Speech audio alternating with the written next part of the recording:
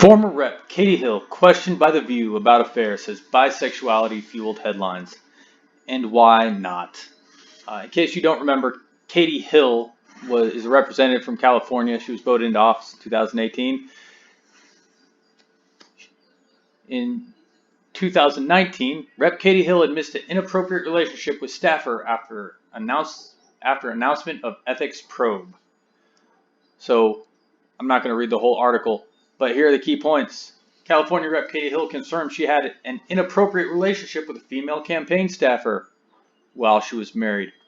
But she denied having a relationship with Legislative Director Graham Kelly, a member of her congressional office staff. The House Committee of Ethics has opened a probe into whether Hill engaged in an inappropriate relationship. It is against congressional rules to have a relationship with a subordinate congressional staff member. And why not? This rule was actually put into place by the Democrats after the Me Too movement. Because something about bosses having sex with people whose career they are in charge of seems inappropriate and wrong. Maybe Bloomberg and others, of course. She confirmed it. She initially denied it. How the story broke, of course, some photos surfaced online. It was reported in, I believe, the Daily Mail, UK Guardian. Some conservative websites picked up. It kind of spread, and then, lo and behold, she admitted the truth. So Katie Hill goes on the View today, and of course, it's not because she was having sex with her subordinates.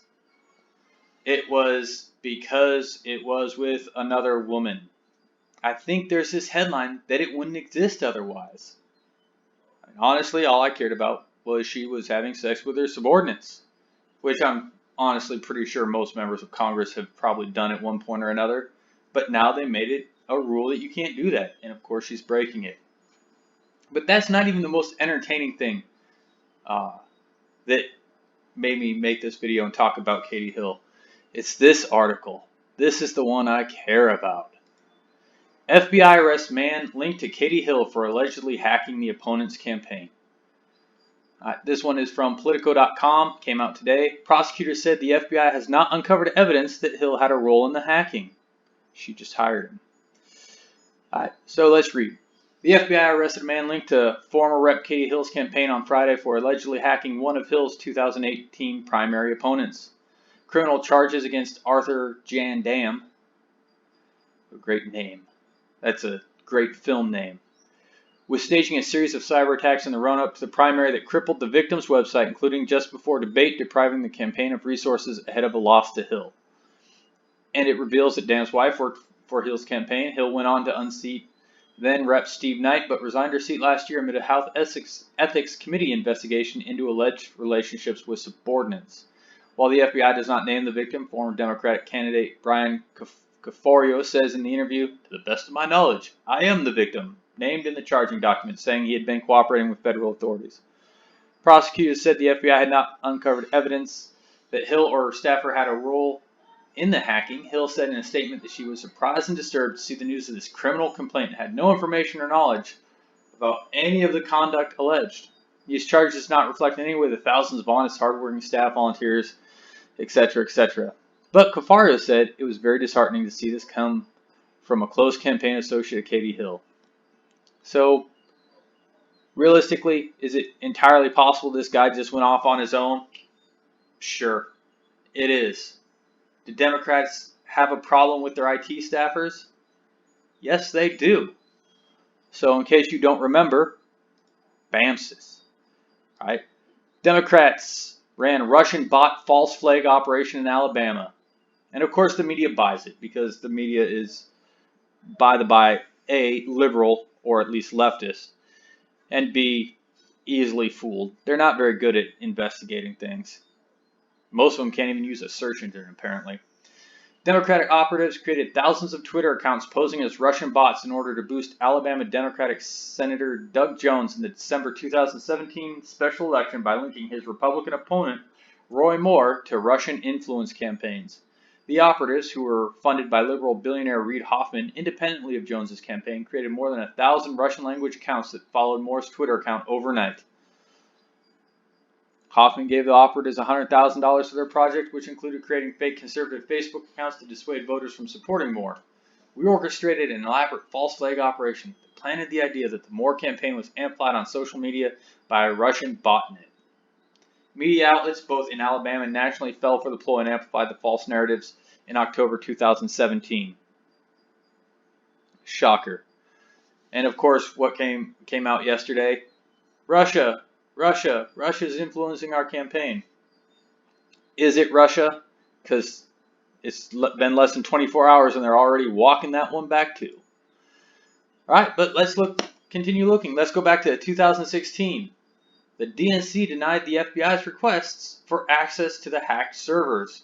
If you remember the whole Russia's invading and influencing our elections because Leon Podesta is too ignorant to have a good password, and we fell for a phishing expedition.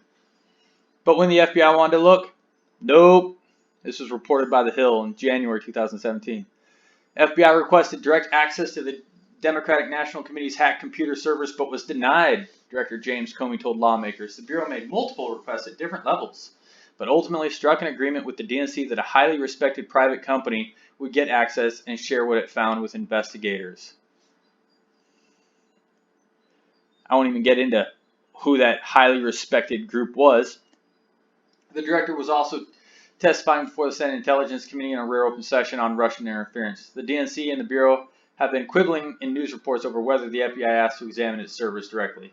The DNC told BuzzFeed, which is a garbage news site, in a statement published last week that the FBI never requested access to its servers after they were breached.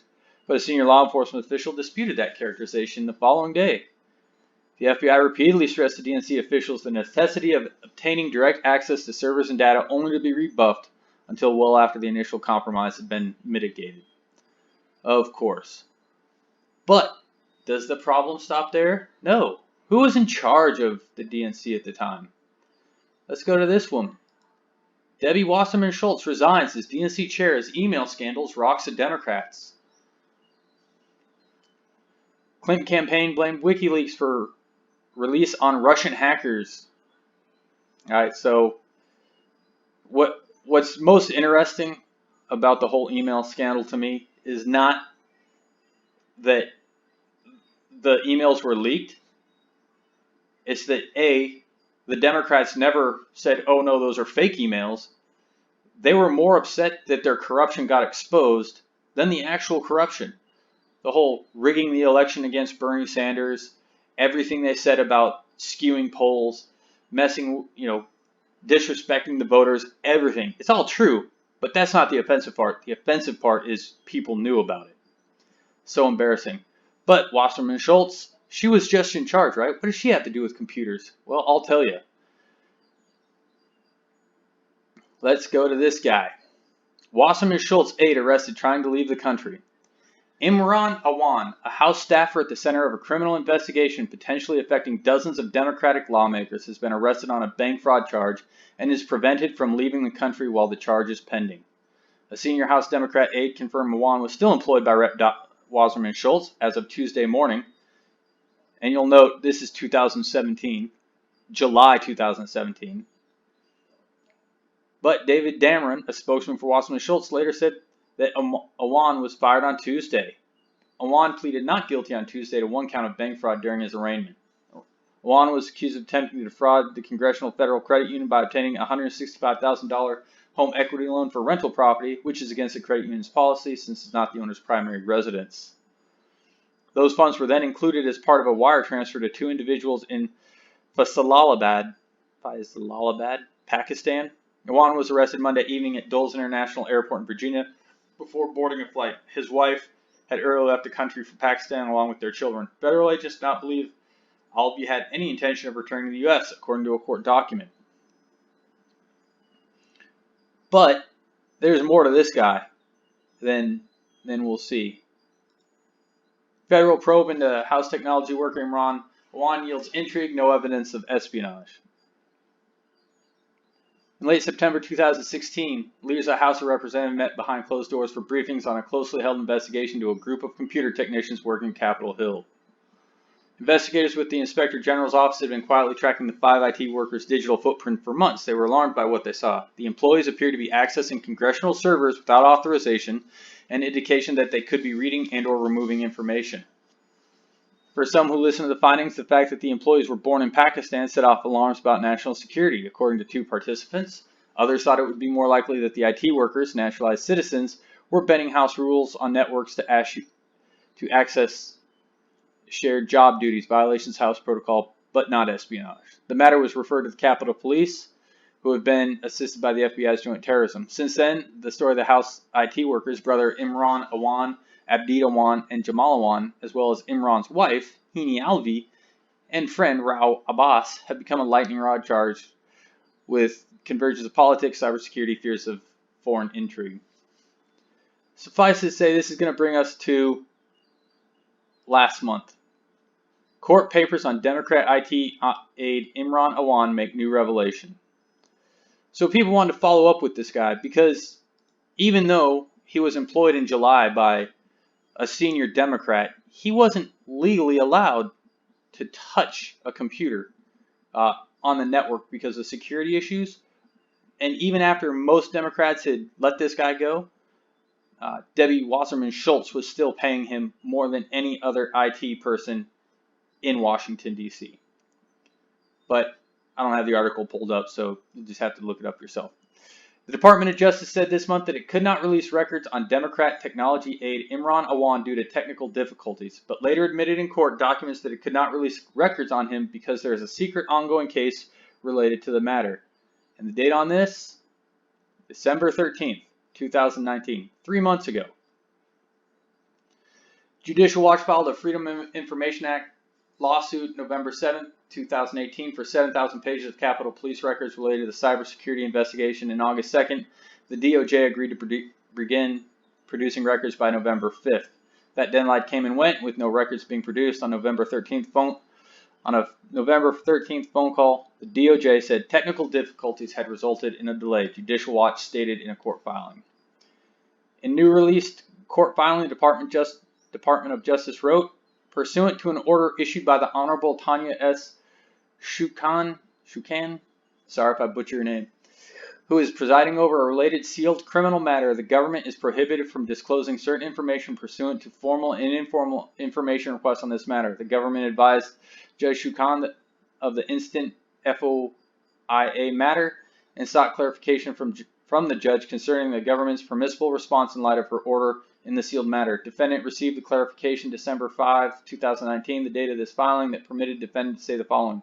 The government is prohibited from disclosing any information pursuant to an order issued by the Honorable Tanya S. Shukan. The difficulties in providing response material was due to unexpected and unique set of facts described above that was out of the control of the defendant. Defendant only motivation was to maintain the integrity of the sealed matter as much as possible until the issuing of the court provided guidance.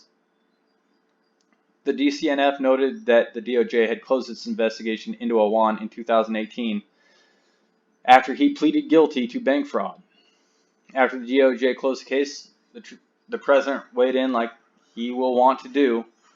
Although there's enough questions, it's really questionable how much did the DOJ know, what did they investigate, and are they actually doing anything, or are they just covering up for more corruption?